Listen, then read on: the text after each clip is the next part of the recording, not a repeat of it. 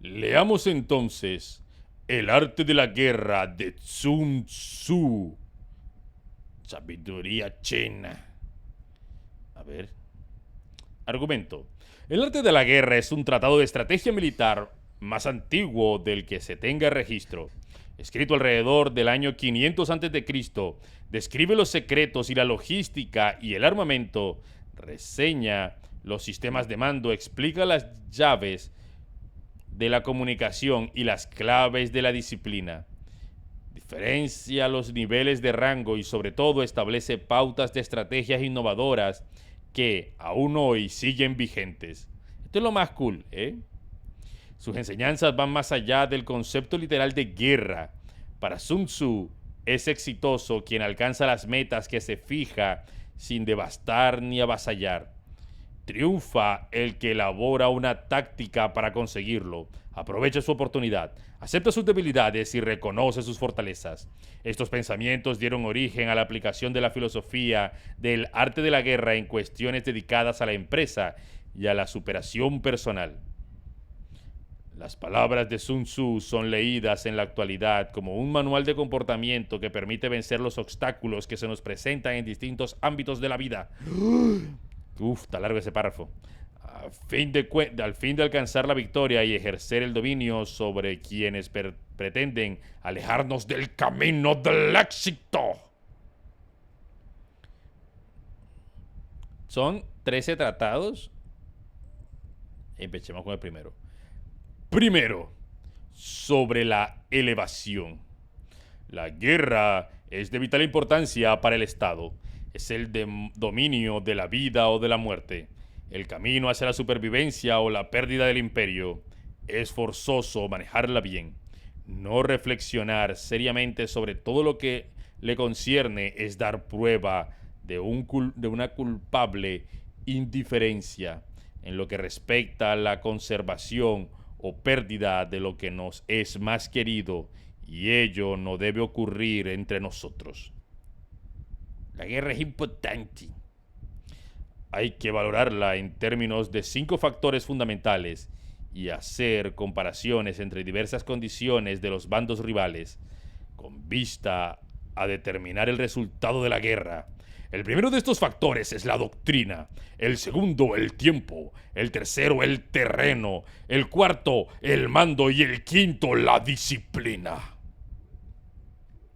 La doctrina significa aquello que hace que el pueblo esté en armonía con sus gobernantes, de modo que le siga donde sea, sin temer por sus vidas ni a correr cualquier peligro.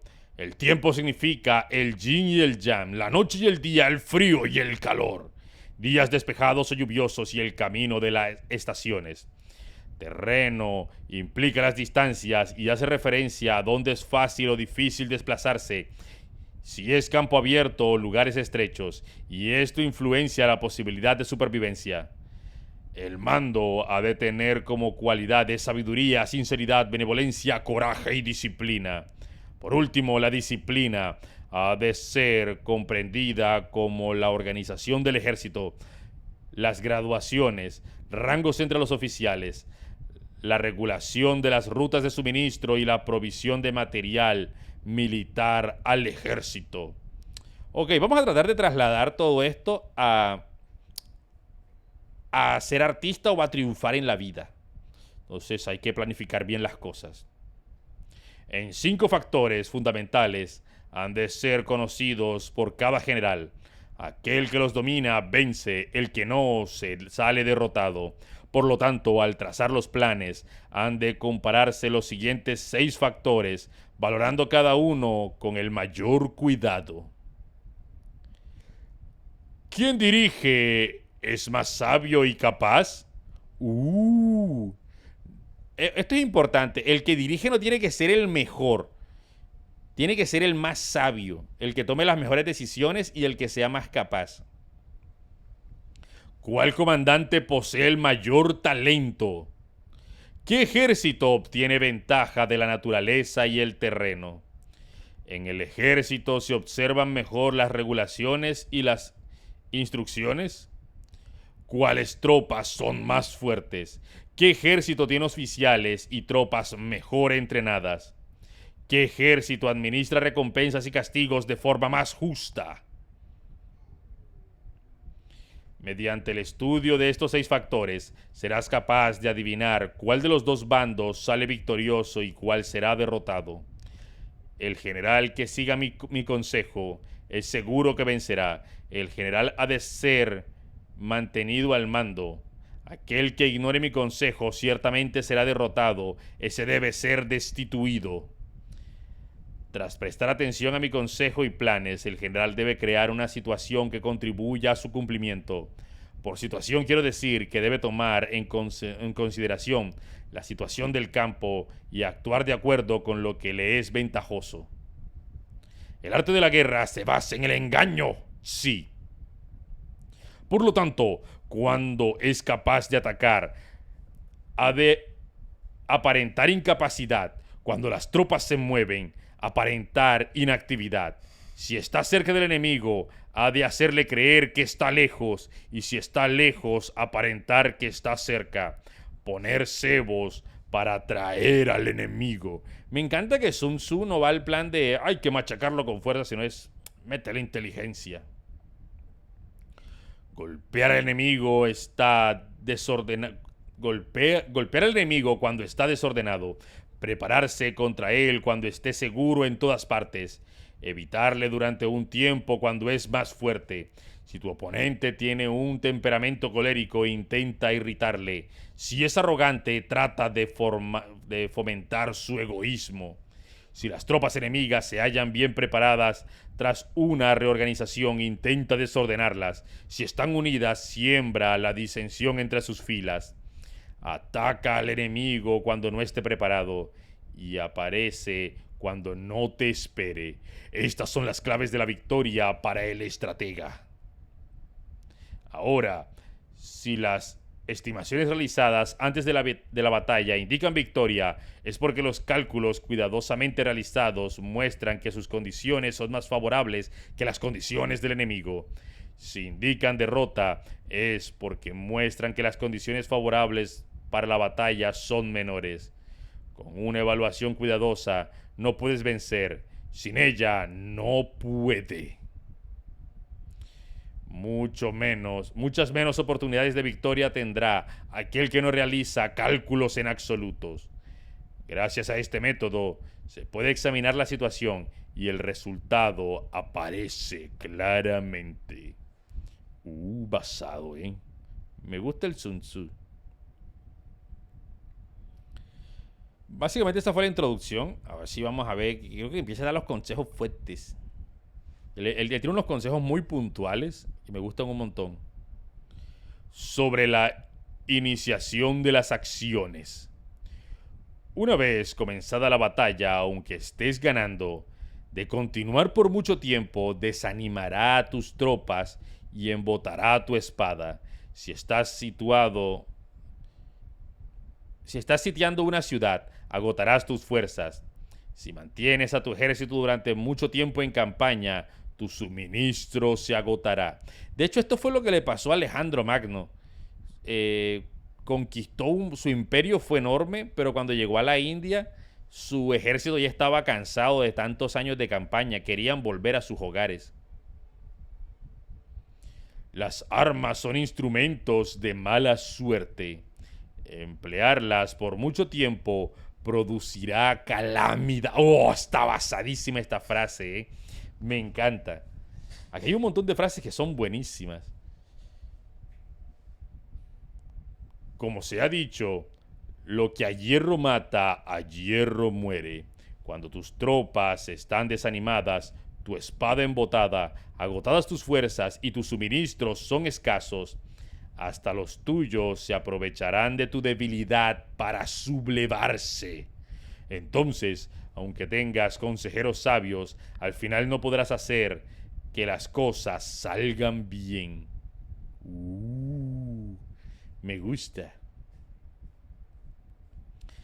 Eso pasa mucho, ¿eh? No hay que sobreesforzarse y sobreestimar nuestra resistencia.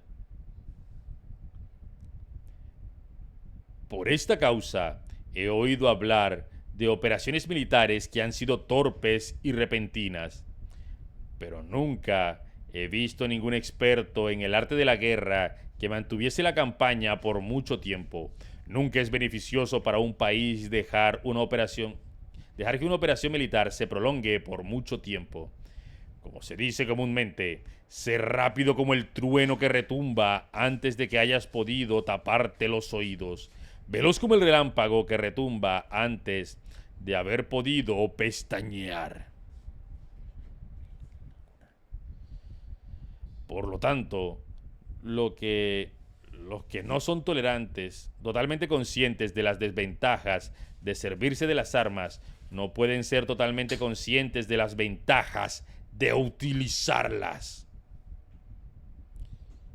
Los que utilizan los medios militares con pericia no activan a sus tropas 2 veces, ni proporcionan alimento en 3 ocasiones con un mismo objetivo.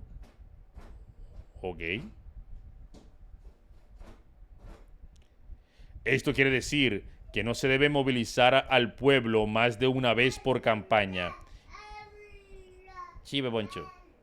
Y que inmediatamente después de alcanzar la victoria, no se debe regresar al propio país para hacer una segunda movilización. ¿Qué pacho? ¿Qué hice? Un diálogo. ¿Qué pacho, Beboncho? ¿Dónde me quedé? Creo que me salté, ¿no? Me salté un montón. No, estábamos aquí. Me perdí ahora.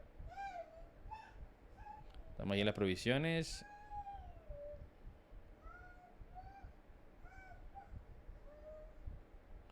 Estamos por aquí. Aquí, estamos aquí. ¿Qué es la cosa? Que imagínate que tú eres un soldado. Un soldado que tu general te dice, ok, hay que alistarte, despídete de tu familia, nos vamos a la guerra. Te vas 2 años a una batalla, 1 año incluso, sin ver a tu mujer, a tus hijos, sin volver a tu ciudad, comiendo las raciones militares, durmiendo en los campamentos, y de repente regresan a la ciudad. Te vas con tu esposa, haces lo que tienes que hacer. ¿Tú crees que al día siguiente, cuando el comandante te diga, bueno, no podemos a ir, tú te vas a ir? La gente va a decir, aquí me quedo, yo no me quiero devolver. Y eso pasa muchas veces. ¿Qué pecho de Poncho? Eso pasa muchas veces.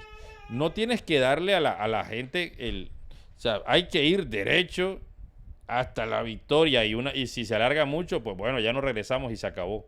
Pero no irse y tratar de volver. ¿Dónde nos quedamos? Quedamos aquí. Al principio esto significa proporcionar alimentos para las propias tropas, pero después se quitan los alimentos al enemigo. Sí, es lo que les decía de gran parte de la guerra es básicamente lo que conquistas. Lo que conquista. Ay, esperen un momentico.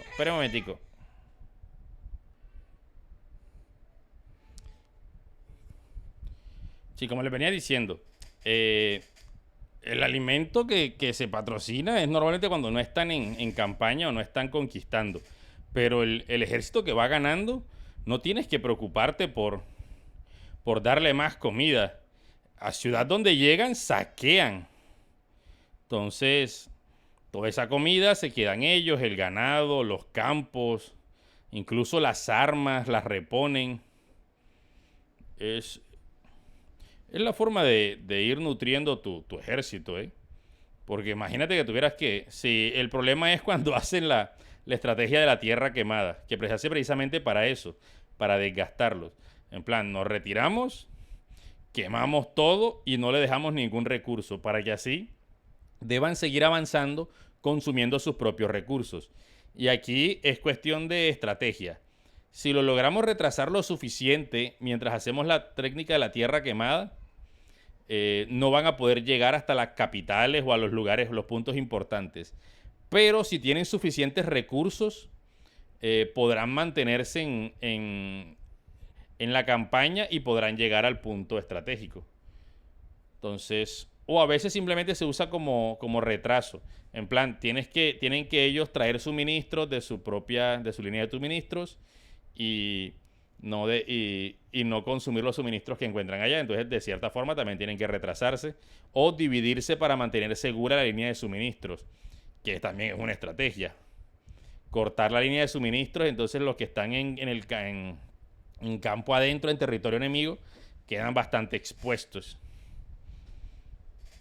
A ver, ¿dónde nos quitamos?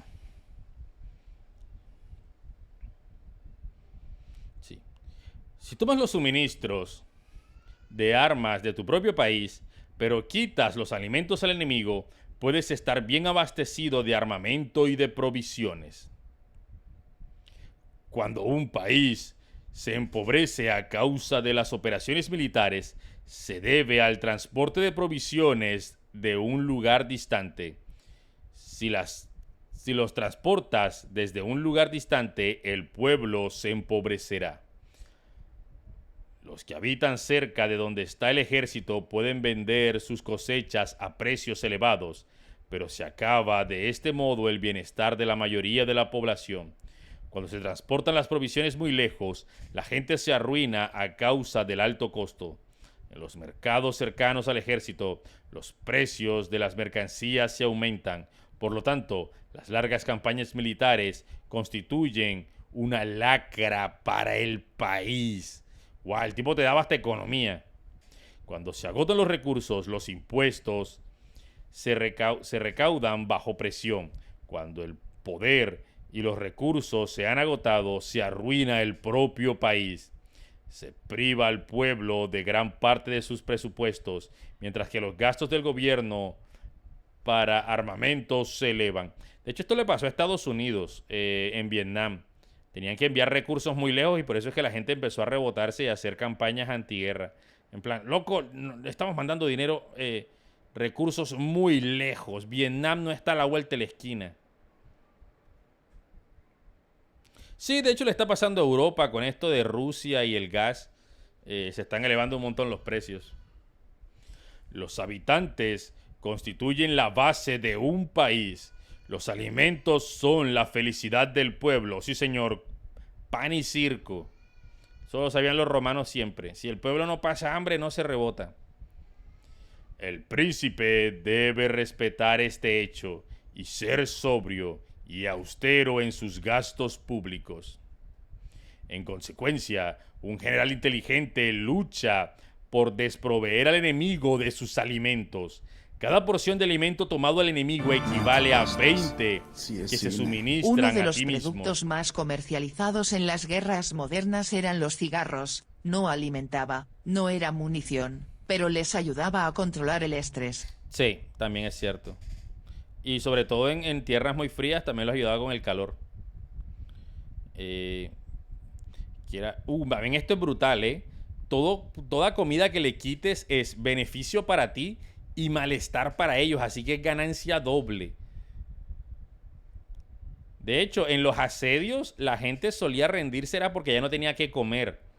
No porque, ay no, míralos allá afuera, yo quiero salir a jugar al patio y no puedo. Era en plan, no tenemos que comer. Ya nos comimos a las ratas, a los perros, a los caballos. ¿Qué nos comemos ahora? O nos comemos los unos a los otros o nos rendimos. Bueno, rindámonos mejor y bueno, vamos a morir al final. Entonces, así es como se rendía la gente en los asedios muchas veces. A ver, dice. Cuando recompensas a tus hombres con los beneficios que ostentaban los adversarios, los harás luchar por propia iniciativa. Esto lo hacían los romanos. Y así podrás tomar el poder y la influencia que tiene el enemigo. Es por esto por lo que se dice que donde hay grandes recompensas hay hombres valientes. De hecho, esto lo hacían los romanos. Ellos tenían como una ley, una tradición, que el primer soldado que escalara la muralla enemiga y abriera las puertas se llevaba una medalla especial. O sea, era un galardón que era como una cosa súper sagrada que le daba también ciertos poderes y ciertas ventajas de tierra y otras cosas. Entonces los romanos siempre estaban en plan, yo quiero subir primero. Y claro, nadie quiere subir a una torre porque los primeros siempre se van a morir. Mientras que los romanos iban de locos. Yo subo primero, llévame, llévame, llévame. Porque hay una recompensa. Por consiguiente, en una batalla de carros, recompensa primero al que tome al menos 10 carros. Sí, tremenda jugada. Sí, entre el dar recompensas hace que la gente quiera, se ofrezca, ¿eh? Porque dicen, ok, vale la pena. No es lo mismo que obligarlos. Tienes que ir, porque vas o te mato como Stalin. O coges arma o te mato yo. Si recompensas a todo el mundo, no habrá suficiente para todos, también es cierto. Así pues, ofrece una recompensa a un soldado para animar a todos los demás. Cambia sus colores de los soldados enemigos hechos prisioneros. Utilízalos mezclándolos con los tuyos. O sea, reclutaban de los enemigos. Trata bien a los soldados y préstales atención. Los prisioneros deben ser bien tratados para conseguir que en el futuro luchen por ti. A esto se llama vencer al adversario e incrementar por añadidura tus propias fuerzas. En plan, los capturan, son soldados, ya no tienes que entrenarlos. Es buenísimo, ¿eh? Tienes que reponer las fuerzas que perdiste luchando contra ellos.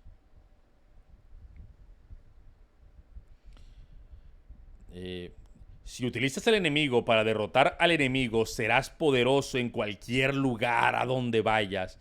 Lo que los españoles nos hicieron a los latinos, básicamente. ¿Estás sometido por los aztecas o por los incas o por los mayas? Sí. Bueno, yo te ayudo a que te vengues de ellos. Y básicamente, indígena contra indígena fueron los que se mataron. Así pues, lo más importante en una operación militar es la victoria y no la persistencia. Esta última no es beneficiosa. Un ejército es como el fuego. Si no lo apagas, se consumirá por sí mismo. Por lo tanto, sabemos que quien está a la cabeza del ejército está a cargo de las vidas de los habitantes y de la seguridad de la nación. El Sun Tzu tenía las ideas claras, bien claras.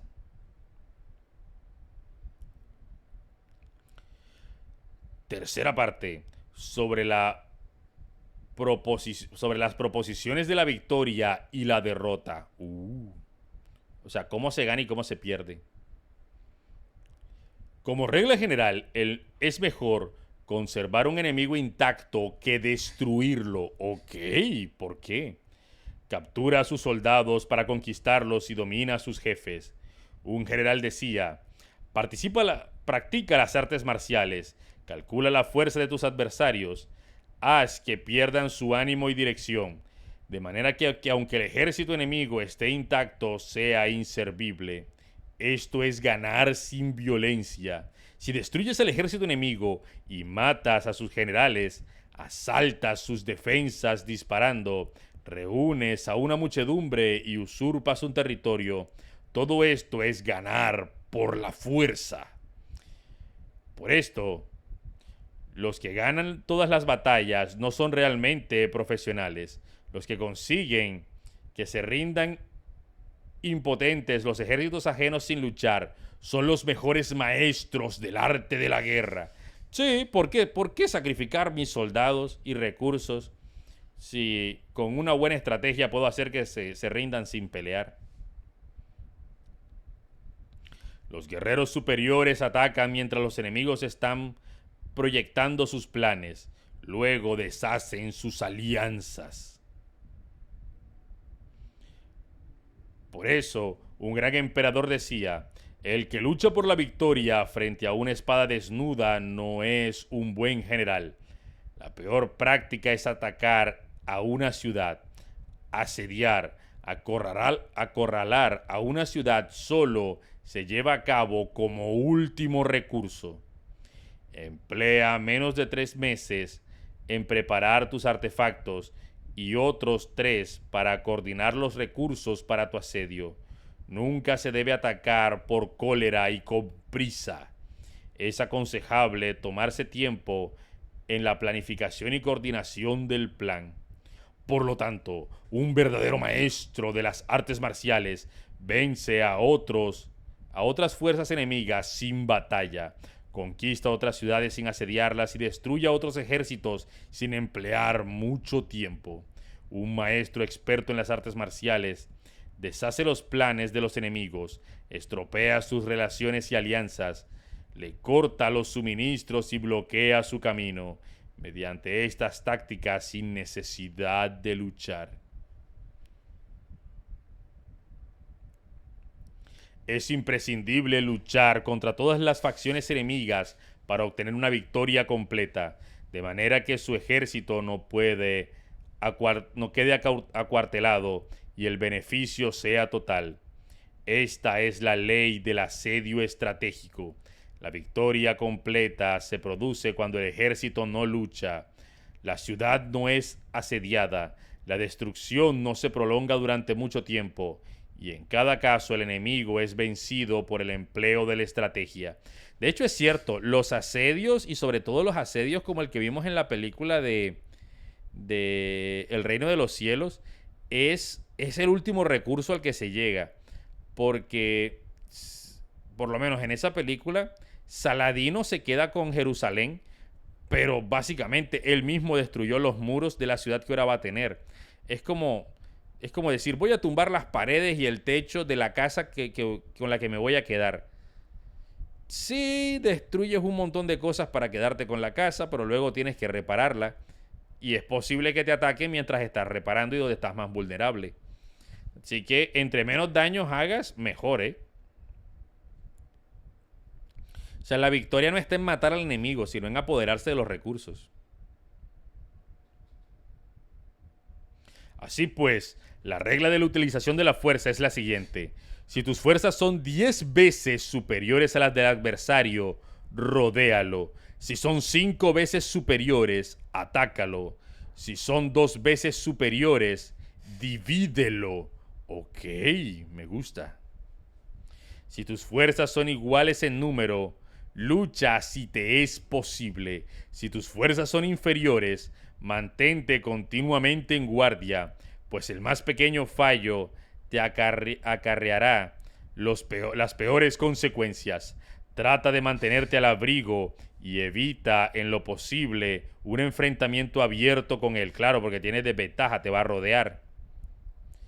La prudencia y la firmeza de un pequeño número de personas puede llegar a cansar y a dominar incluso a numerosos ejércitos. Sí, yo también siento que Sun Tzu y Maquiavelo se hubiesen llevado muy bien, ¿eh? Aunque Maquiavelo era más en cuestiones políticas y Sun Tzu era más para cuestiones bélicas.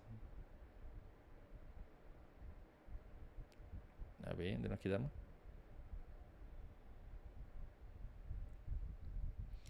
Si tus fuerzas... Ah, ya eso lo leímos. No, eso no lo hemos leído. Si tus fuerzas son iguales al número... Ah, sí, lo leímos. Este consejo se aplica en los casos en los que todos los factores son equivalentes. Si tus fuerzas están en orden, mientras que las suyas están inmersas en el caos, si tú y tus fuerzas están con ánimo y ellos desmoralizados, entonces, aunque sean más numerosos, puedes entrar en batalla. Si tus soldados, tus fuerzas y tu estrategia y tu valor son menores que las de tu adversario, entonces debes retirarte y buscar una salida. De hecho, esto fue lo que hizo Espartaco cuando lo rodearon en una montaña. Literalmente, como vio que el ejército estaba desordenado, el de los romanos, bajaron por una colina y los atacaron desde la espalda.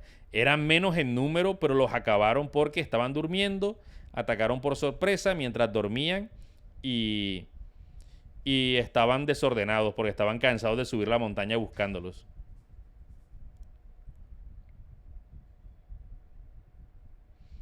Dice, este consejo se aplica en los casos... A ver, le pasó. A ver. En consecuencia, si el bando más pequeño es obstinado, cae prisionero del bando más grande.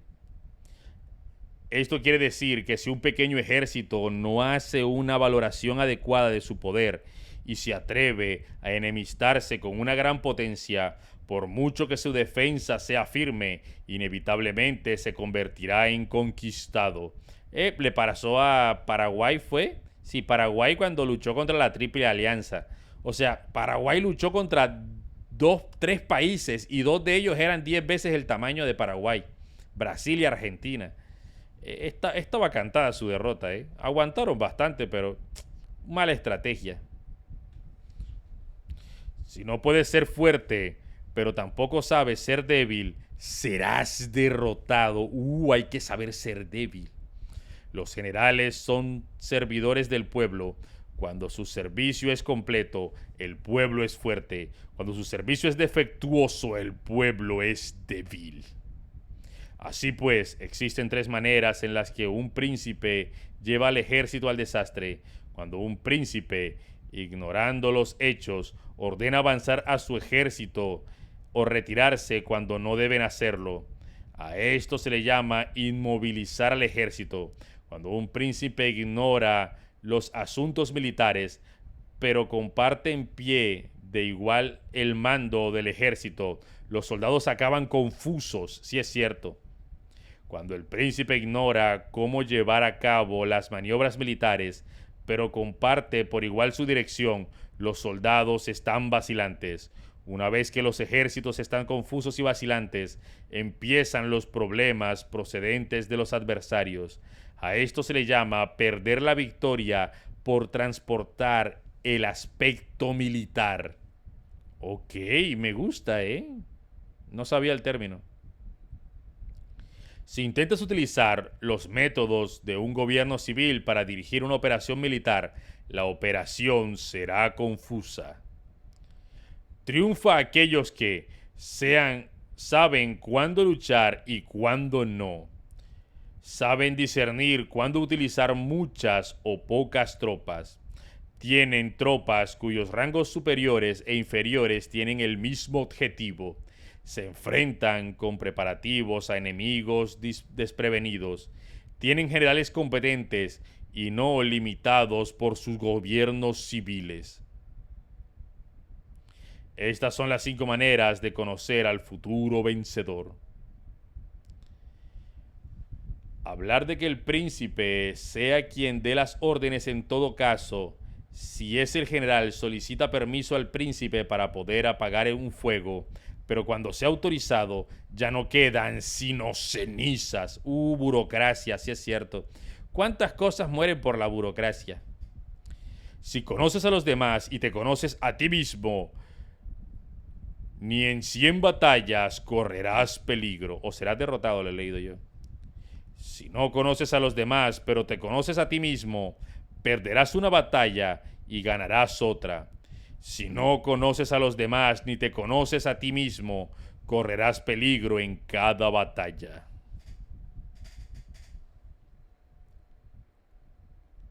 Ha estado bueno, ¿eh? El Sun Tzu tiene las ideas muy claras y eso me gusta un montón. El tipo la tiene clarísima a nivel de guerra. Y me gusta porque básicamente el tipo estaba tan basado desde hace siglos que todo lo que dice es cierto. Sí, es cine. Demasiadas cosas mueren por la burocracia. Sí. Es más, Shin Godzilla explica muy bien ese tema. De hecho, sí, muchas obras lo explican y a muchos les pasó. De hecho, gran parte del problema que tuvo Roma con Espartaco fue por la burocracia. Lo que sucede es que los romanos les dan prestigio, a los generales romanos se les entrega prestigio dependiendo a qué ejército derroten. Y ningún general importante quería irse y movilizar sus tropas por Espartaco porque decían, es una rebelión de esclavos. ¿Qué honor me van a dar a mí y a mi ejército por someter esclavos? Claro, Espartaco estaba basadísimo también, pero también fue bastante subestimado por los romanos. Lo peor de todo es que el que logró detenerla a Espartaco jamás se le dio reconocimiento en Roma, ¿eh? En plan, amigo, evitaste una revueltita ahí de un par de granjeros y esclavos. ¿Qué premio te vamos a dar? Básicamente, viniste simplemente a barrer la casa. Eso no merece un premio. Y fue triste porque históricamente, si él no hubiese derrotado a Espartaco, hubiesen escapado o hubiesen fortalecido mucho más y hecho más daños en Roma. Daños mucho más serios. Sí, Shin Godzilla tiene una película al respecto, es cierto. Y aparte también eso de que, por lo menos, gran parte del problema de la guerra que ha durado tanto en Colombia es porque Colombia siempre ha sido más que todo bipartidista. Sí, hay más partidos, pero siempre hay dos bandos. Sí, es cine. ¿Conoces el desastre de Little Bighorn? No. Básicamente el comandante a cargo era un incompetente, y se dejó rodear por un grupo de nativos más grande que su ejército. El coronel Curtis subió por nepotismo, y le gustaba cargar al frente y buscar su prestigio. Suele pasar, ¿eh? Hay mucha gente también así, militares que suben por... Me gustaba que Sun Tzu la tenía clara en plan, me vale 3 tiras si eres el príncipe. Si no eres competente, te me bajas del rango. Te me bajas del cargo, ¿eh? A ver, sobre la medida en la disposición de los medios. Antiguamente, los guerreros expertos se hacían a sí mismos invencibles en primer lugar, y después aguardaban para descubrir la vulnerabilidad de sus adversarios. Hacerte invencible significa conocerte a ti mismo. Aguardar para descubrir la vulnerabilidad del enemigo significa conocer a los demás. La invencibilidad está en uno mismo, la vulnerabilidad en el adversario. Por esto, los guerreros expertos pueden ser invencibles, pero no pueden hacer que sus adversarios sean vulnerables. Esto me gusta, ¿eh? En plan, puedes fortalecerte a ti, pero no puedes hacer vulnerable al otro. O sea, no es como que digas, de repente voy a hacer que mi enemigo sea alérgico a tal... No, no puedes hacerlo. Eso depende de ellos. Lo que depende de ti es fortalecerte. Me gusta. Si los adversarios no tienen orden en batalla sobre el que informarse, ni negligencias o fallos de los cuales aprovecharse, ¿cómo puedes vencerlo aunque estén bien pertrechados?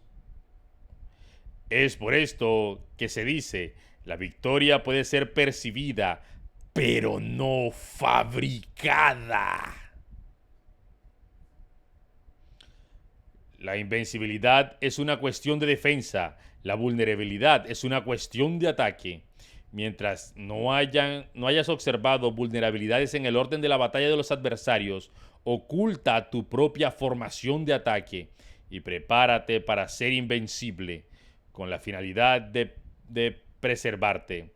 Cuando los adversarios tienen orden en las batallas vulnerables, es el momento de salir a atacarlos. La defensa es para tiempos de escasez, el ataque es para tiempos de abundancia.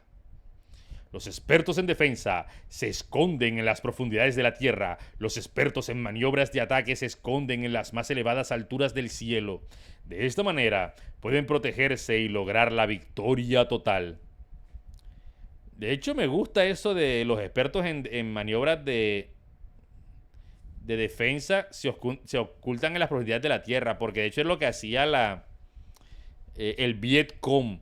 El Vietcong aguantó un montón, porque literalmente sus tácticas eran tácticas de guerrilla y de aguante. El Vietcong aguantó un montón porque tenían un sistema de cuevas, pero brutales, brutales. Y utilizaban la ventaja de los estadounidenses en su contra. ¿Qué sucede? Alguien del Vietcong es mucho más delgado y mucho más bajito que un estadounidense promedio. Los soldados estadounidenses eran mucho más altos, varios decenas de centímetros más altos y mucho más robustos y musculosos. ¿Qué hacía el Vietcong? Se metía en huecos muy estrechos y tenían una red de túneles súper estrechos que incluso si tiraban granadas por medio del hueco, La granada caía en un punto muerto y no hería a nadie. Era brutal lo que hacían, ¿eh? Era brutal. Básicamente tenían como una ciudad subterránea debajo de Vietnam, o de algunas secciones de Vietnam. Y los estadounidenses no podían entrar porque eran muy grandes. Soy más grande que tú. Sí, bueno, entra aquí a buscarme. Mientras que ellos sí entraban y salían como topitos. Salían y y se escondían otra vez. Y cuando entraban a buscarlos quedaban atorados y terminaban rematándolos. El Vietcong se sospecha que inspiró a los pisasuaves de Colombia, pero no está confirmado. Es posible. A ver, ¿dónde estamos?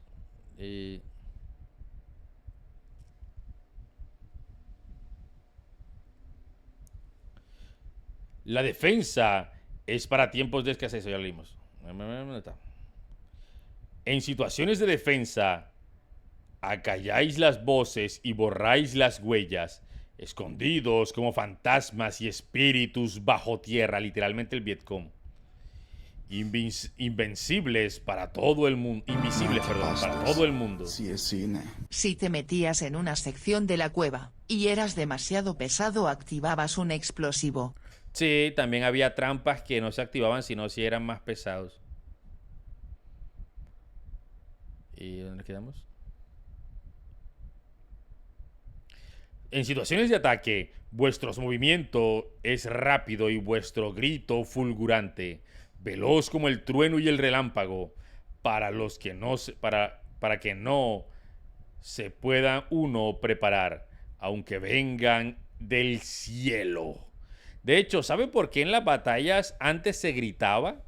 Hoy en día no se hace porque las balas son muy ruidosas y ya hacen el trabajo ellas solas.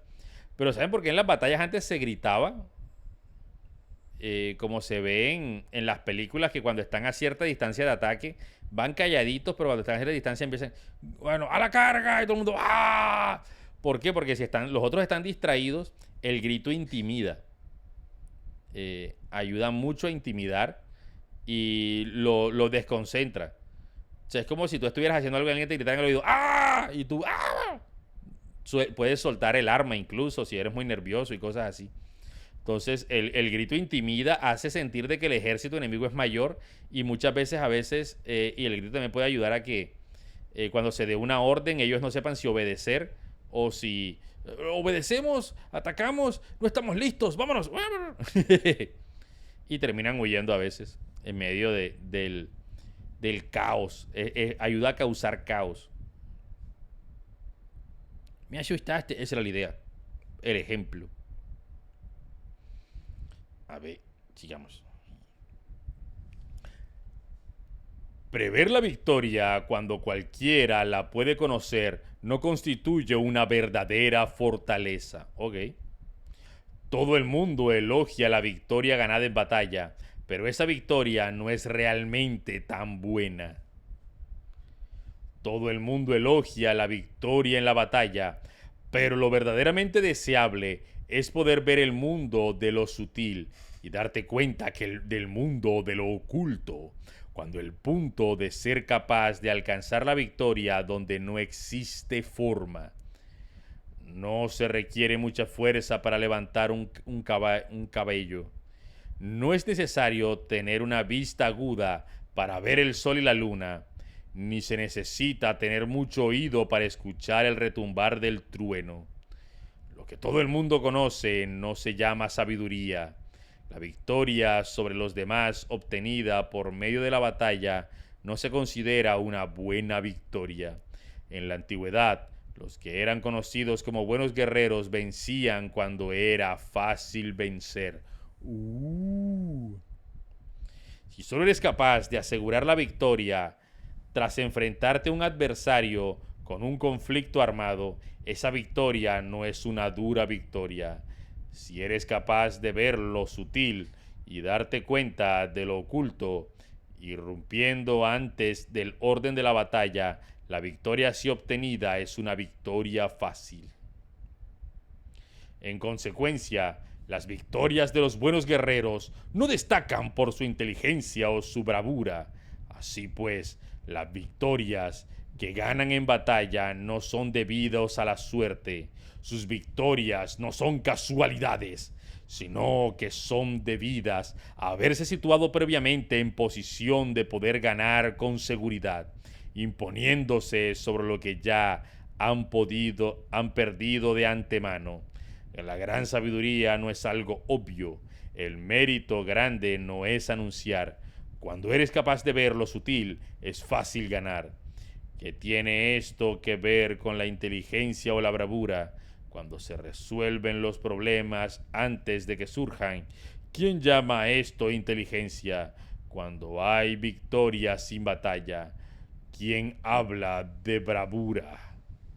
Así pues, los buenos guerreros toman posición en un terreno en el que no pueden perder y no pasan por alto las condiciones de hacer a su adversario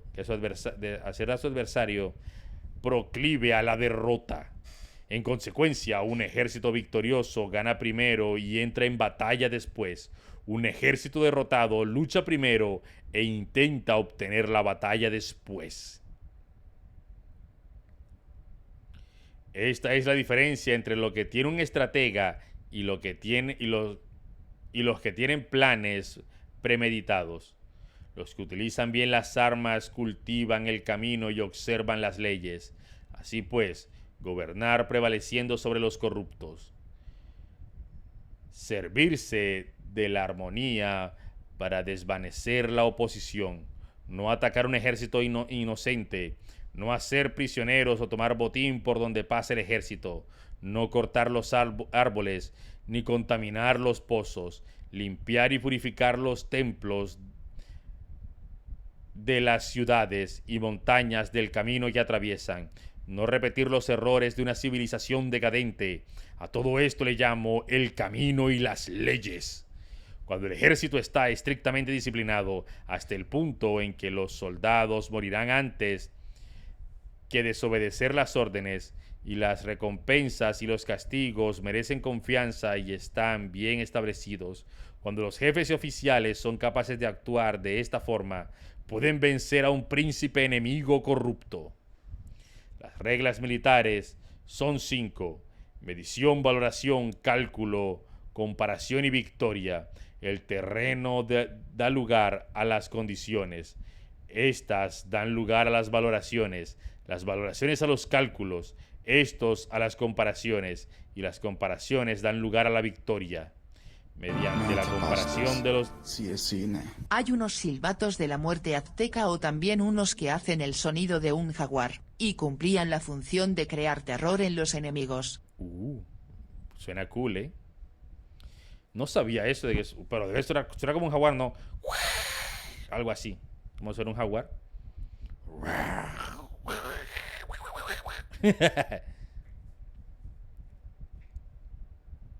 ¿Dónde nos quedamos? Mediante la comparación de las dimensiones se puede conocer dónde se halla la victoria o la derrota. En consecuencia, un ejército victorioso es como 1 kilo comparado con 1 gramo. Un ejército derrotado es como 1 gramo comparado con 1 kilo.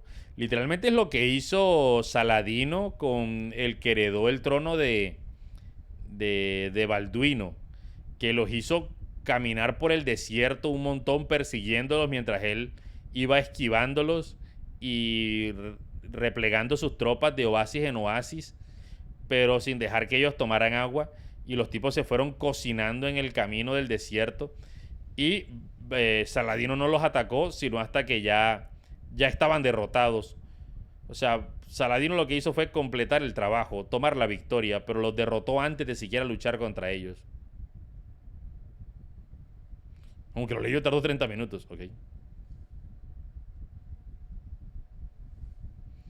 A ver. Cuando el que gana consigue que su pueblo vaya a la batalla como si estuviera dirigiendo una gran corriente de agua hacia un cañón profundo, esto es una cuestión de orden de batalla. Cuando el agua se acumula en un cañón profundo, nadie puede medir su cantidad. Lo mismo que nuestra defensa no muestra su forma. Cuando se suelte el agua, se precipita hacia abajo como un torrente, de manera tan irresistible como nuestro propio ataque. De hecho, lo que dice Sun Tzu más arribita también es cierto. El terreno influye mucho. Los que juegan juegos de disparos saben que el que está arriba tiene la ventaja. Porque el mismo terreno te da ventaja disparar hacia abajo. Es más difícil disparar hacia arriba porque el mismo terreno puede servir de medio pecho de protección al que está arriba. El que está abajo siempre tiene la desventaja. Siempre. El terreno alto, amigo. El terreno alto. Si vas a atacar, ve para arriba.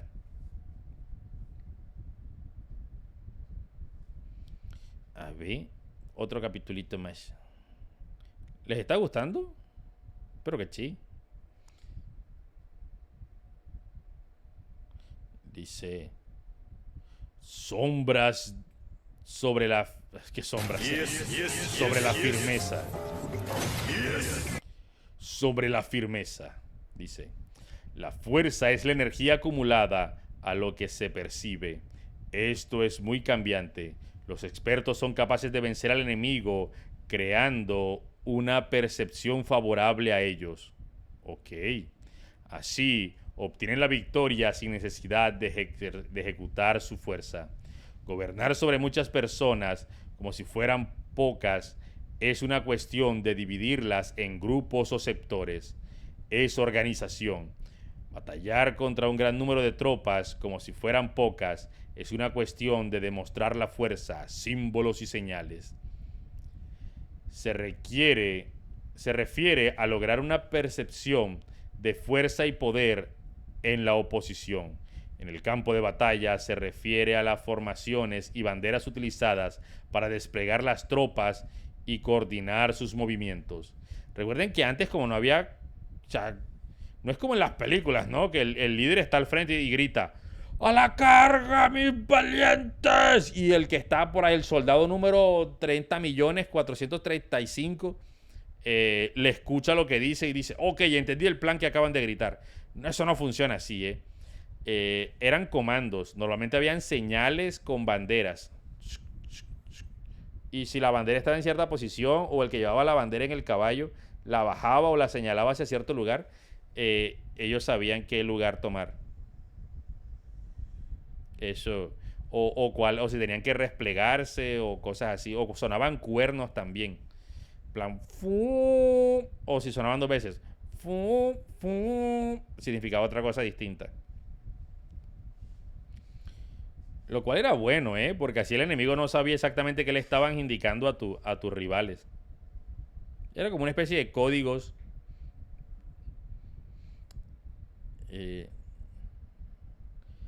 Lograr que el ejército sea capaz de combatir contra el adversario sin ser derrotado es una cuestión de emplear métodos ortodoxos y heterodoxos.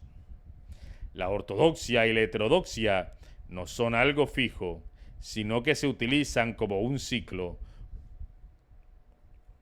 Un emperador que fue con un famoso guerrero y administrador hablaba de manipular las percepciones de los adversarios sobre lo que es ortodoxo y heterodoxo, y después atacar inesperadamente, cambiando ambos métodos hasta convertirlo en uno, volverse así indefinible para el enemigo.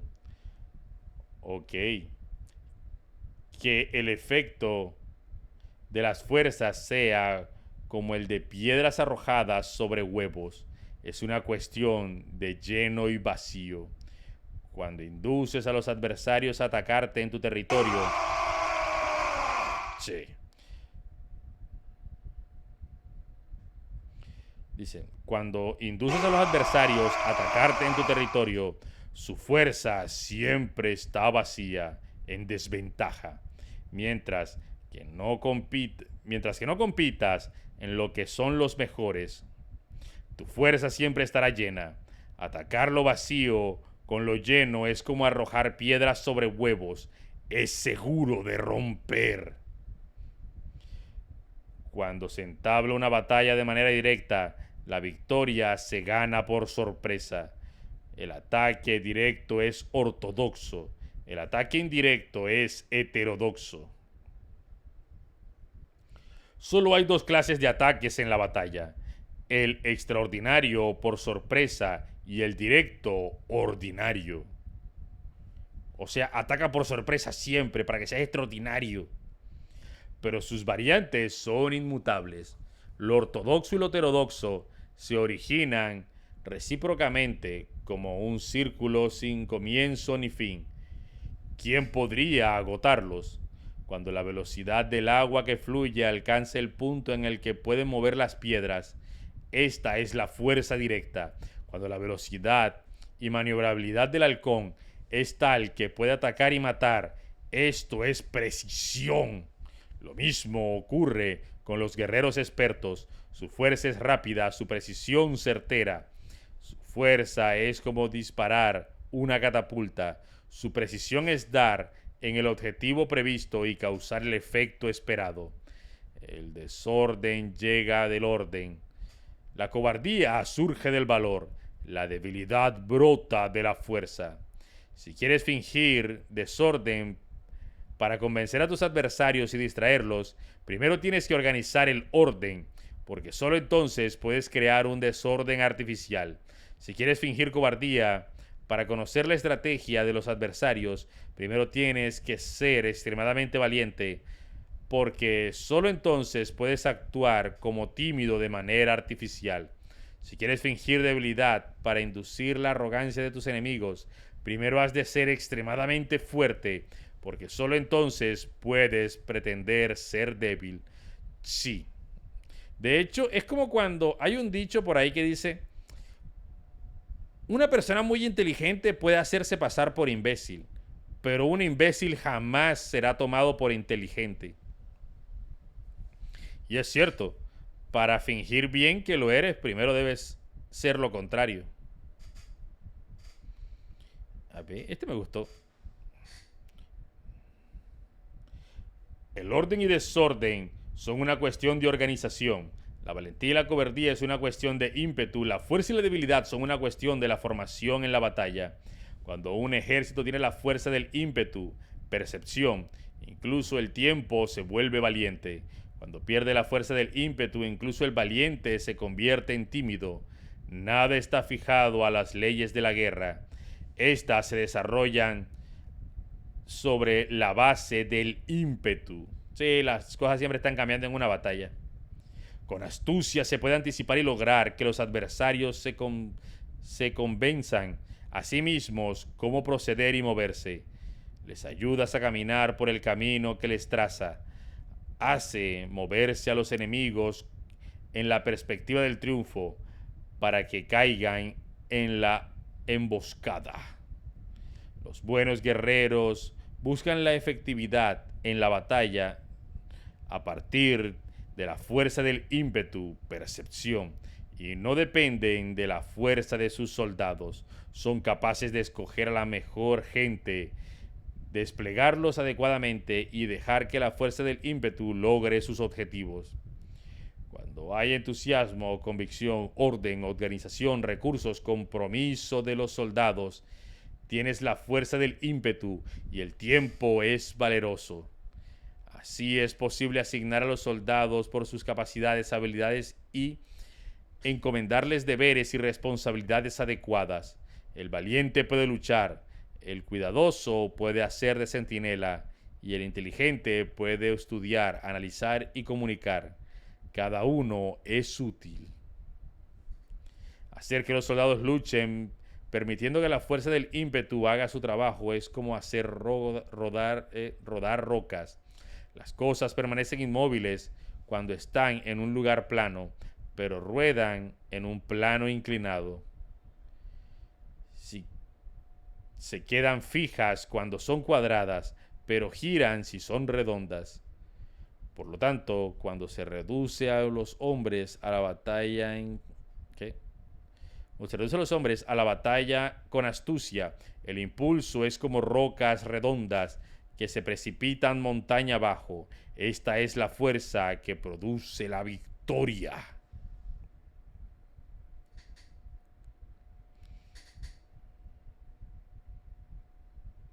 sobre lo lleno y vacío.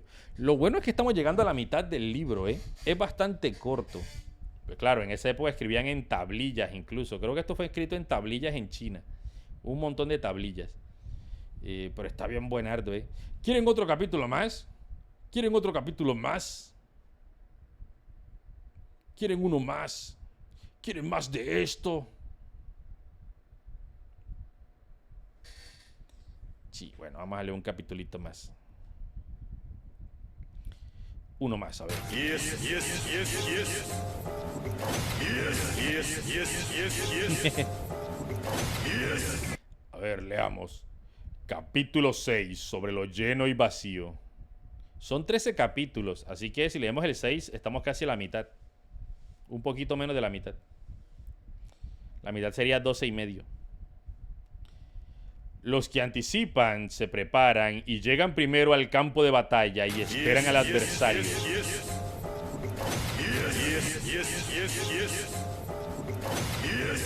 Esto es cierto, el que llega primero al campo de batalla tiene ventaja, porque puede ubicarse mejor.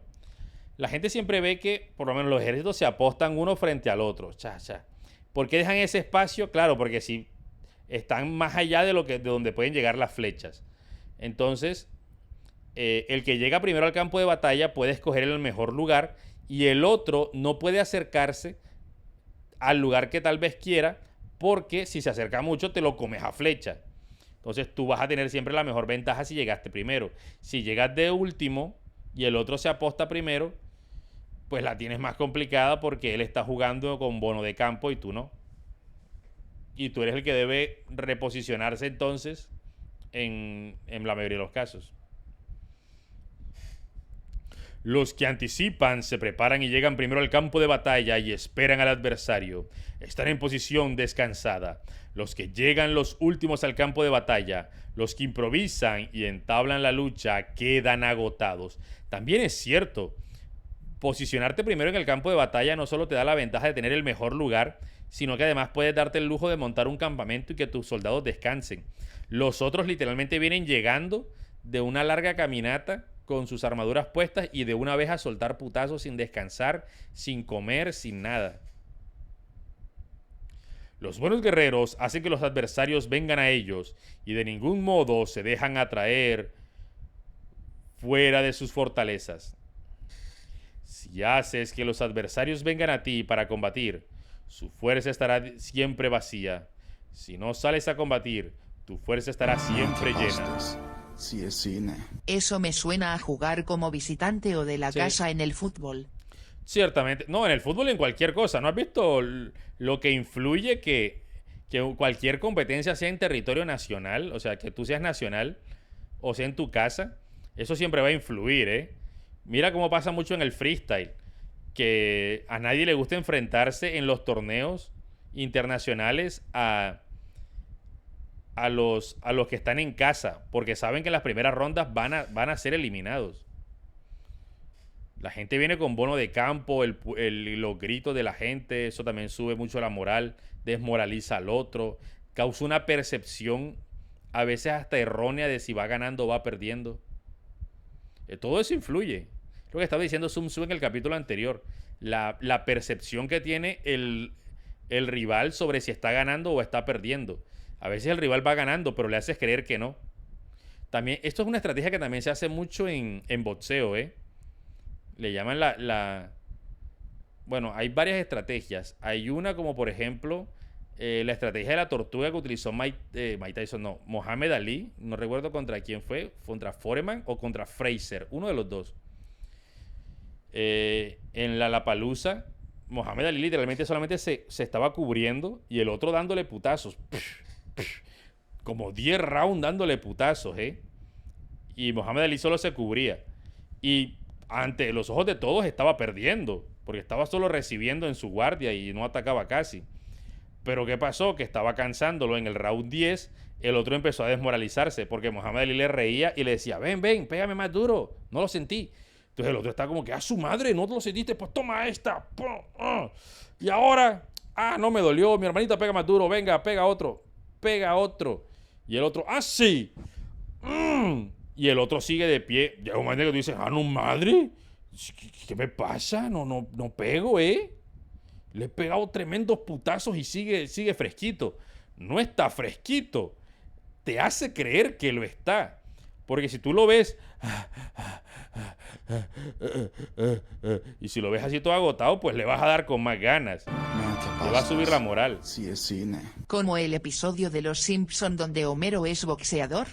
Sí, básicamente. Solo que en lugar de cansarse solo, los desmoralizaba en plan, no me duele, no me duele. Y Mohamed Ali era bastante boconcillo, solo que sí tenía talento. Entonces se veía como alguien arrogante, no como alguien bocón. Entonces, en plan, no me duele, me la pela tus golpechetos, Por dentro tenía las costillas rotas, pero él no podía demostrar eso. De hecho, la primera vez que ganó el campeonato mundial lo ganó con la mandíbula rota. Estaba a punto de rendirse y el otro se rindió primero. Precisamente porque mantuvo esa fachada de aquí no pasa nada, yo estoy enterito, estoy fresco. ¿A ti te duele? A mí no, A mí no me duele. Por dentro... Entonces sí, él mismo dijo que si no se hubiese retirado el campeón, él estaba a punto de retirarse porque tenía la mandíbula dislocada. Entonces, el aparentar que vas ganando también es muy bueno. O el aparentar que no te duele. Es como jugar el póker ya. En plan, el propio póker de blofeas con la mano que tienes. Y sí funciona, bastante. Lo que impulsa a los adversarios a venir a ti por propia decisión es la perspectiva de ganar. Lo que desanima a los adversarios de ir a ti es la posibilidad de sufrir daños. Entonces sí, como les decía, muchos boxeadores a veces se hacen los muertitos. Por ahí hay una imagen muy chévere, un clip de artes marciales mixtas que al tipo le pegan y el tipo como si se fuera a caer. Y claro, el otro ve que se va a caer y se manda para el frente con tremendo puño, pero el tipo estaba blofeando en plan. Y cuando ve que viene, ¡boom! Y lo contragolpea. Por eso, porque finge estar débil, le pica al otro en plan, ¡ahí voy! ¡Ahí te voy, madrecita! Y el otro, lo que esperaba, aquí te tengo, ¡toma! Y eso pasa mucho, Esas son buenas estrategias. A ver, ¿dónde estamos? Cuando los adversarios están en posición favorable, debes cansarlos. Cuando están bien alimentados, corta los suministros.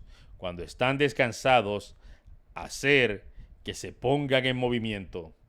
Ataque inesperadamente, haciendo que los adversarios se agoten corriendo para salvar sus vidas. Interrumpe sus provisiones, arrasa sus campos y corta sus vías de aprovisionamiento. Aparece en lugares críticos y ataca donde menos lo esperen, haciendo que tengan que acudir al rescate. Aparece donde no pueden ir. Se dirige hacia donde menos se lo esperen. Para desplazarte cientos de kilómetros sin cansancio, atraviesa tierras despobladas. Ok, no ir por pueblos. Atacar un espacio abierto no significa solo un espacio en el que el enemigo no tiene defensa, mientras su defensa no sea estricta. El lugar no está bien guardado. Los enemigos se desperdigarán ante ti, como si estuvieran atravesando un territorio despoblado.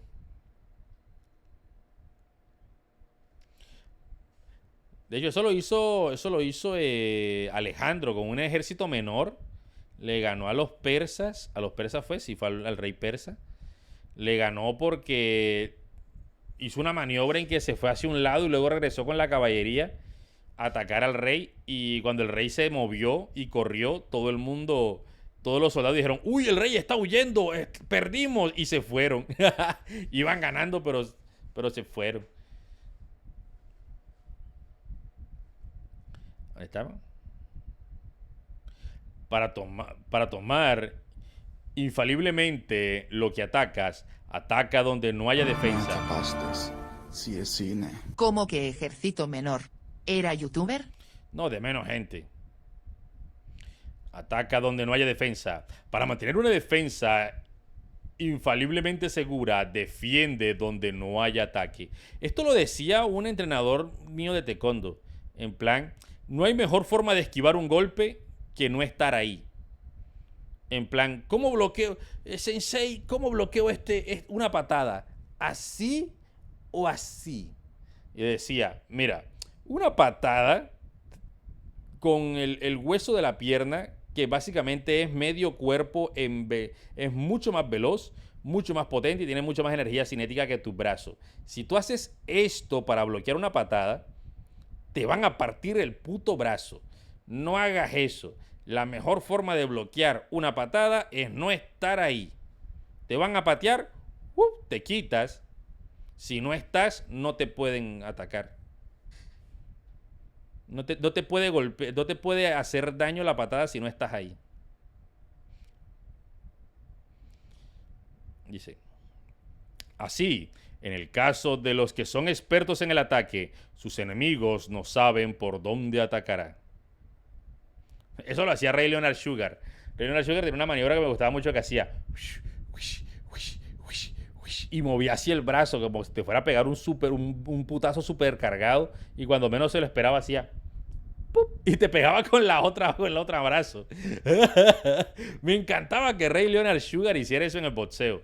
Siempre hacía y te miraba así con cara de que te iba a pegar un mega putazo con el brazo así súper cargado, y de repente siempre se lo comían, siempre se lo comían. A ver. Cuando se cumplan las instrucciones, las personas son sinceramente leales y comprometidas. Los planes y preparativos para la defensa, implantados con firmeza, siendo tan sutil y reservado que no se revelan las estrategias de ninguna forma. Los adversarios se sienten inseguros y su inteligencia no les sirve para nada. Sé extremadamente sutil, discreto, hasta el punto de no tener forma. Sé completamente misterioso y confidencial, hasta el punto de ser silencioso. De esta manera podrás dirigir el destino de tus adversarios. Podrás dirigir el destino de tus adversarios. Para avanzar sin encontrar resistencia, arremete por sus puntos débiles. Para retirarte de manera esquiva, sé más rápido que ellos. Las situaciones militares se basan en la velocidad. Llega como el viento, muévete como el relámpago, y los adversarios no podrán vencerte. Por lo tanto, cuando quieras entrar en batalla, incluso si el adversario está atrincherado en una posición defensiva, no podrá evitar luchar si atacas en un lugar en el que puede acudir irremediablemente al rescate. Ok, es decir, como lo que decíamos, ok, y bien, llego primero y busco la mejor posición, pero ¿y qué pasa si mi enemigo llega primero? ¿Cómo hago? ¿Cómo lo quito de ahí? Pues bueno, dices, ok, tú tienes mejor posición que yo, listo, quédate ahí. Yo no te voy a atacar estando mejor posicionado. Me voy por otro sitio, no sé, la capital o una ciudad donde él esté obligado a moverse. Entonces lo obligas a que él se desplace. Vas a donde yo te diga, basura. No vamos a pelear donde tú digas, es donde yo diga. Eso es muy buena, En plan, atacas un lugar donde está obligado a ir a defender. Tiene que abandonar su posición y así tú ganas ventaja nuevamente. Cuando no quieras entrar en batalla, incluso si trazas una línea en el terreno que quieres conservar, el adversario no puede combatir contigo porque le das una falsa pista.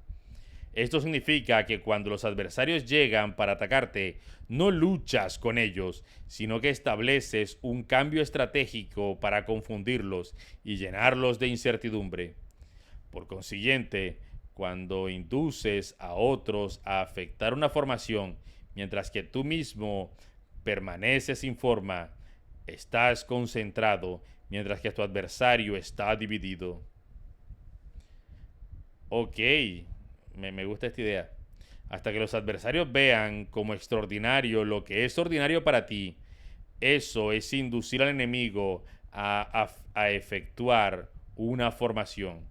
Una vez vista la formación del adversario, concentra tus tropas en él. Con tu formación no está a la vista, el adversario dividirá seguramente sus fuerzas. Y ahí la aprovechas para dividir. Divide y vencerás. Cuando estás concentrado formando una sola fuerza, mientras que el enemigo está dividido en 10, estás atacando a una concentración de 1 contra 10. Sí, dividirlo es bueno. Así que tus fuerzas superan a las suyas. Si puedes atacar a unos pocos soldados con muchos, diezmarás el número de tus adversarios. Cuando estás fuertemente atrincherado, te has hecho fuerte tras buenas barricadas y no dejas filtrar ninguna información sobre tus fuerzas.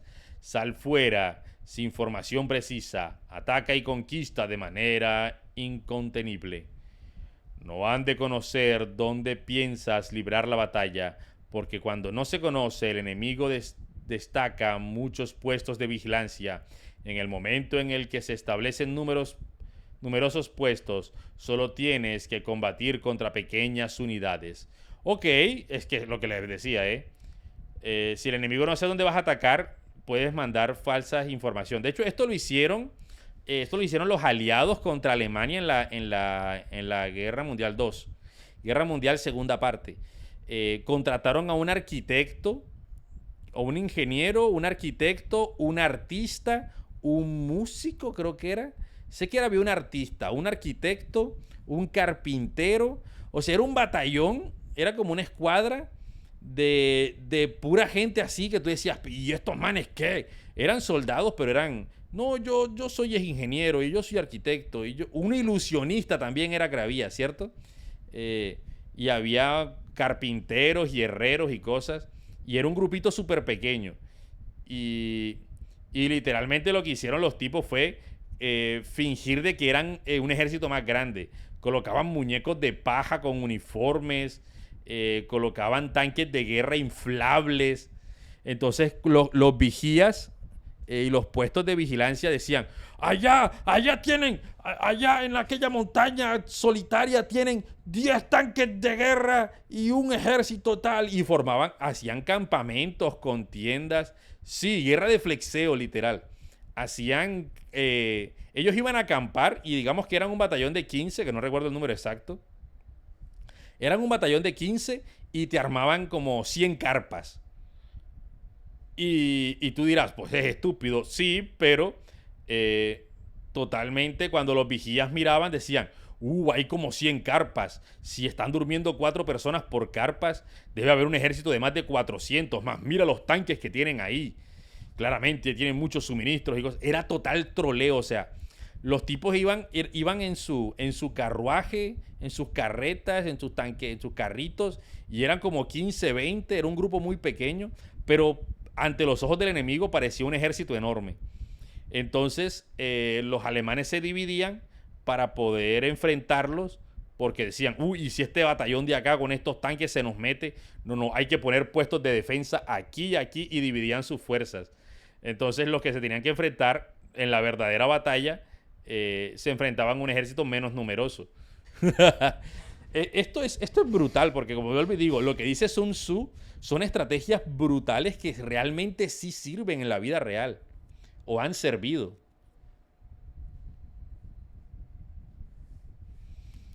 Sí, así ponían muñecos con uniformes y era brutal, lo que hicieron. Literalmente era pura farsa. No recuerdo cómo se llamaba el escuadrón, pero podríamos ver una reaccioncita de eso también.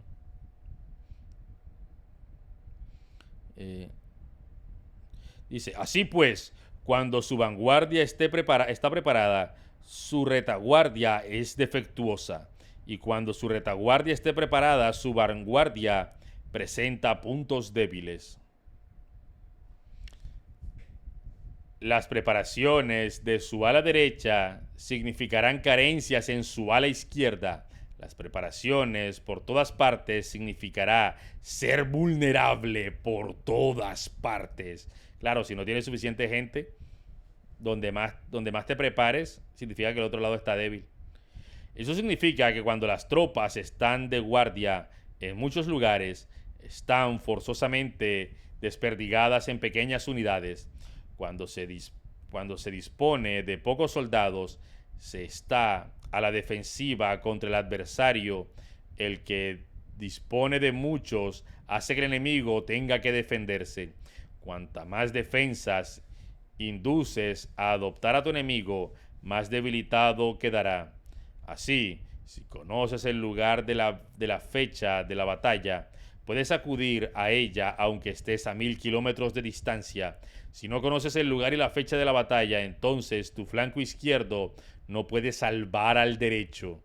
Tu vanguardia no puede salvar a tu retaguardia, y tu retaguardia no puede salvar a tu vanguardia, ni siquiera en un territorio de unas pocas docenas de kilómetros. Si tienes muchas más tropas que los demás, ¿cómo puede ayudarte ese factor para obtener la victoria? Si no conoces el lugar y la fecha de la batalla, aunque tus tropas sean más numerosas que las de ellos, ¿cómo puedes saber si vas a ganar o perder? Así pues, se dice que la victoria puede ser creada. Si haces que los adversarios no sepan el lugar y la fecha de la batalla, siempre puedes vencer. Lo que hicieron con el día D, que literalmente filtraron una posición. Ellos sabían que los estaban interceptando y filtraron una posición errónea. Así que todas las fuerzas alemanas estaban esperándolos que desembarcaran en un lugar lejano. Así que cuando desembarcaron se enfrentaron a una fuerza mucho más pequeña de lo que hubiese sido. Incluso si los enemigos son numerosos, puede hacerse que no entren en combate. Por tanto, haz tu valoración sobre ellos para averiguar sus planes y determinar qué estrategia puede tener éxito y cuál no. Incitaos a la acción para descubrir cuál es el esquema general de sus movimientos y descansa.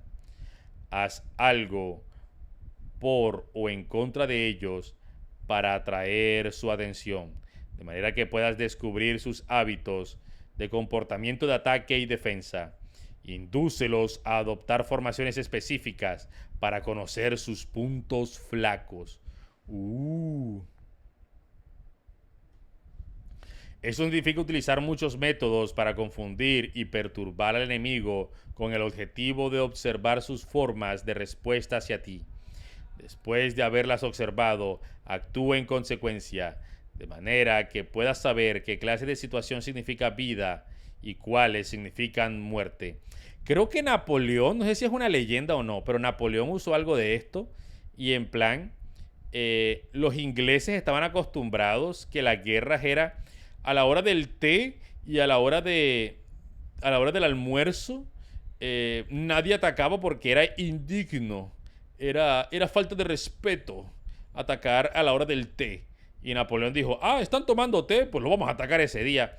Es lo mismo que hicieron los japoneses, que atacaron en Pearl Harbor un domingo por la mañana, que precisamente es el día en que la mayoría de soldados toman vacaciones, o toman el día libre fuera del batallón, o están descansando. O sea, no están listos en su rutina diaria preparando un ataque.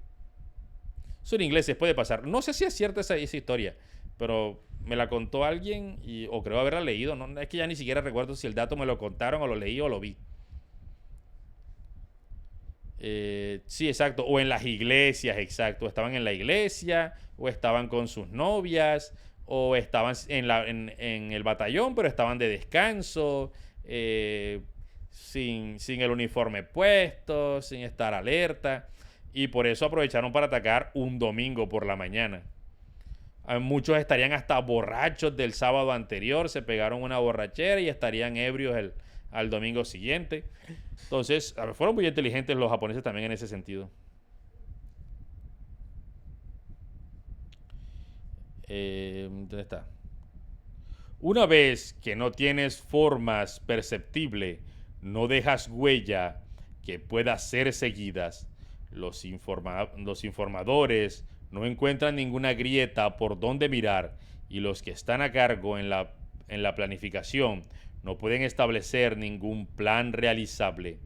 La victoria sobre multitudes mediante formaciones precisas debe ser desconocida para las multitudes. Todo el mundo conoce la forma mediante la que se resultó vencedor, pero nadie conoce la forma mediante la que se aseguró la victoria. Esto pasa mucho. Mucha gente gana y luego presume: ¡ja, ja! Te gané porque hice no sé qué, o justamente mi éxito se debe a que hice esto específicamente. Un verdadero ganador es como el que come callado come dos veces. Si usted revela el truco, ya deja de ser interesante. La demás gente se lo sabe y te hace la contra. Entonces, entre más, ok, que todo el mundo sepa que ganaste, pero que no sepan cómo. Que invadamos Rusia en invierno, dice. Sale pachar. En consecuencia, la victoria en la guerra no es repetitiva, sino que adapta su forma continuamente. Determinar los cambios apropiados significa no repetir las estrategias previas para obtener la victoria. Sí, no repitas exactamente igual. Para lograrla, puedo adaptarme desde el principio a cualquier formación que los adversarios puedan adoptar. Las formaciones son como el agua. La naturaleza del agua es evitar lo alto e ir hacia lo bajo. La naturaleza de los ejércitos es evitar lo lleno y atacar lo vacío. El flujo del agua está determinado por la tierra. La victoria viene determinada por el adversario. Sí, para los que creyeron que esta de fluye como el agua, mi amigo, sé agua, es una frase de Bruce Lee, pues realmente la sacó de aquí. Es una transliteración de Sun Tzu. Seguramente Bruce Lee la había leído porque es chino también. Así pues, el ejército no tiene formación constante. Lo mismo que el agua no tiene forma constante. Se llama genio a la capacidad de obtener la victoria cambiando y adaptándose según el enemigo. Sí, lo que les decía. Siempre debes adaptarte, siempre debes ver en la literatura incluso, debes ver el depende. Sí, es que esto no se suele hacer, sí, pero si me adapto, si lo necesito, lo tomo a favor. ¿Qué estamos leyendo? Hola, señor NT Mandeyel. Estamos leyendo El arte de la guerra de Sun Tzu. Sí, de hecho, esto es lo que define, e incluso en la psicología lo que define si una persona es realmente un genio, la plasticidad cerebral. ¿Qué significa eso? La capacidad que tengas para adaptarte a nuevas ideas o a nuevos contextos y resolver los problemas así. Porque mucha gente cree de que alguien es inteligente porque sepa armar y desarmar, por ejemplo, un computador, incluso con los ojos cerrados. Entonces, sí, pero es que armarlo y desarmarlo siempre va a ser lo mismo. Ahora, el que tú me digas, ok, voy a armarlo, pero necesito construir algo diferente para que sea totalmente distinto a lo que hemos hecho siempre, ahí está la plasticidad. Y el que puedas hacerlo igual de bien, ahí es donde realmente eres un genio. La genialidad está en la plasticidad mental. Si tú eres una persona que no puede tomar un camino diferente a tu casa, que siempre que va de la casa al trabajo toma la misma ruta, pudiendo tomar otras, digo, o sea, está bien, vas a tomar la más corta, o a veces es la única que existe, pero pudiendo tomar otras, nunca cambias de ruta, es porque no tienes plasticidad mental. Literalmente te acostumbras haces las cosas por costumbre, las aprendes a hacer por la repetitividad, no porque realmente tengas la capacidad de solucionar esos problemas en cualquier condición. La canción de tu fondo está bonita. Sí.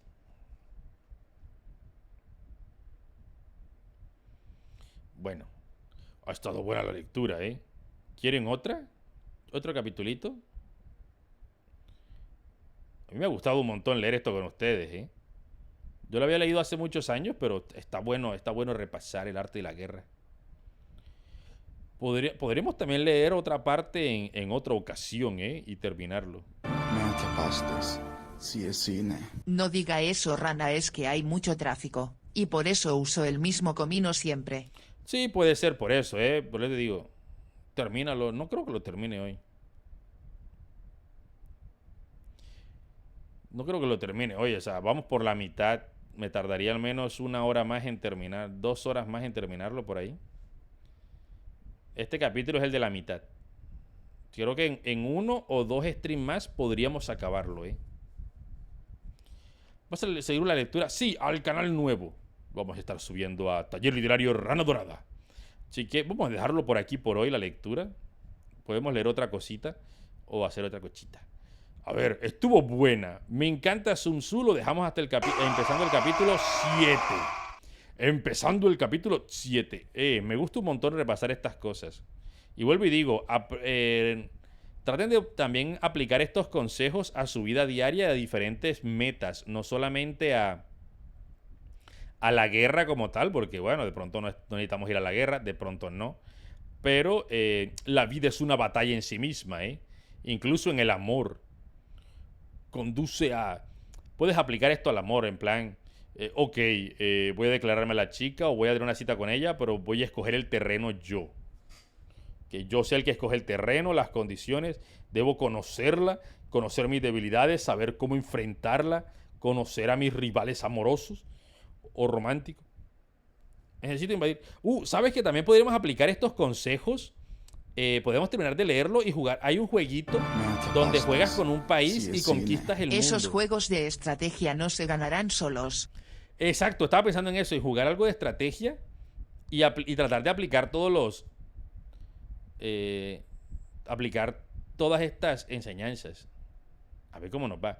Buah, sigamos entonces la próxima. Me gustó un montón la lectura y espero que les haya gustado.